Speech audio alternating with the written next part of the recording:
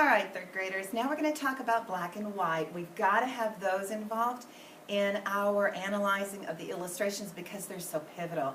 If you want to make any of the rainbow colors lighter and get a tint, you got to add white. If you want to darken them down, one of the easiest things to do is to add black. Black is super intense. It takes over really quickly. So in my art room, I will say, be careful with black because it will take over. Now, white in light terms, like, you know, the light coming down from the sun, white is all of the colors in that light band, but until it gets bent, you don't see the colors.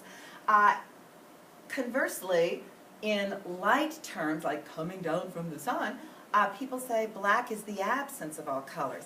But if you've ever been in the art room and you cleaned your brush, the water turns black because you mix all the colors together. So when you're talking about painting supplies, black is literally all of the colors as well. It just depends on what you're talking about. Are you talking about paint? Ooh, all black, all colors together. Light, absence of light means that it's black. So all of the light coming down has all the colors, but if you take away the light, you have black, and so there's no color. Weird, confusing. Let's talk about it in terms of art. White is associated with purity, with cleanliness. I love my white cabinets in my kitchen because when they get dirty, I know, oh, I got to wipe those down. It is very often associated with children, third graders and younger, because of your innocence and your purity. It's important in art, particularly if you see costumes. You know I love costumes, but if you see an antique setting and you see lots of children dressed in white, that's a sign of A, they're very young, and B, they're innocent and they're loving and they're naive and all those, you know, happy things that we think about. White is important simply because it lightens things up in our art. We use it all the time and we don't even think about it. Black also is all around us and we use it all the time, but black has its very own kind of feels associated with it. Black is a very somber color. It's an authoritative color. Your moms and I, if we have to go to a fancy gallery opening or a fancy party, we'll put on a black dress because that's very formal. Tuxedos are black because it is very dignified and very formal. But here's the other thing you got to know. Black, historically, was used for people who were grieving, were mourning for the loss of a loved one.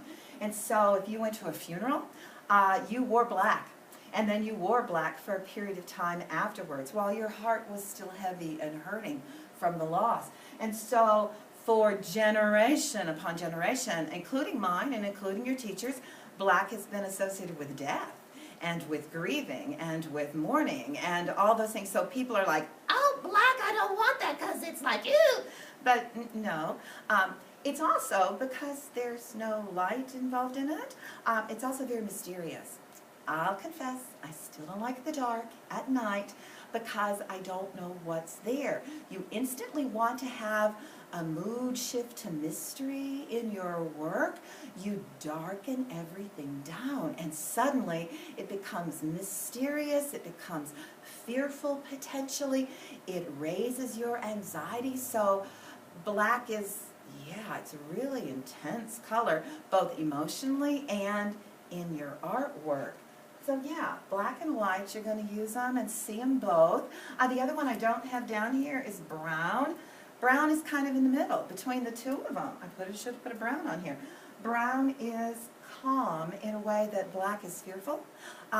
Brown is earthy and stable in a way that white's like, hi, I'm white. Yeah, it's kind of like the middle cousin. Does that make sense? It does. So black, white, and brown that I forgot to give you, you're going to see all of those and you're going to need to use all of those.